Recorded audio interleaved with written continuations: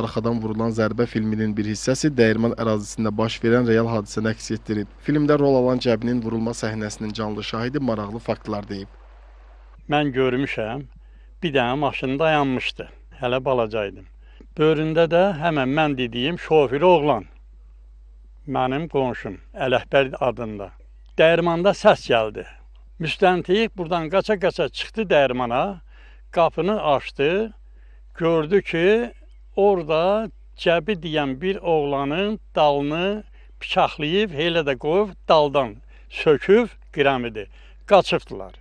Sonra o qaça-qaça düşdü aşağı, gəldi, samasvaltın qapısını açıb içəri oturub,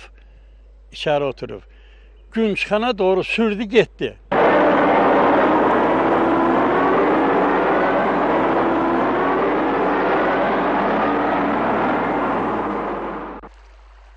Sovet hakimiyyətinin ilk illərində ərazidə qaçaqların çox olması yaşayış məskənlərindən qismən kənarda yerləşən bu cür tikililəri onlar üçün sığınacağa çevirirdi. Elə filmdə canlandırılan Cəbi obrazı da bu kəndə qaçaq kimi gələn bir şəxsin obrazıdır. Filmdə Cəbini öldürən şəxs məlum olsa da real həyatda kim tərəfindən qətlə yetirilməsi indiyədək qeyri-müəyyən olaraq qalır. Günümüzdə bu cür dəyirmanlara ehtiyac az olduğundan diqqətdən kənarda qalıb. Ancaq nəzərə almaq lazımdır ki, bu cür tikililərdə həm də bir tarix yatır. Elə həmin dəyirman da ötən əsrlərin bizə gəlib çatan mirasıdır. Tariximizin bir parçası olan bu dəyirmanın bərpa olunması heç də pis olmazdı. Hətta sakinlər deyirlər ki, əgər dəyirman yenidən işlək vəziyyətə gətirilərsə, ondan istifadə etmək də mümkündür.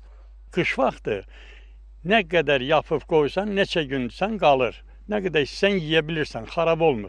Qış devrində dərman, unu, dərman yaxşı şeydir. Üyüdüb, gətirib zapaz qoyursan, yoğurursan, yapırsan. Anar Nağıyev, Xələf Xələfov, Təbriz, Zəkəriyyəbəyli, Şəki. Gecə saatlarında Şəkidə yol qəzası baş verib. Nəriman Nərimanov küçəsi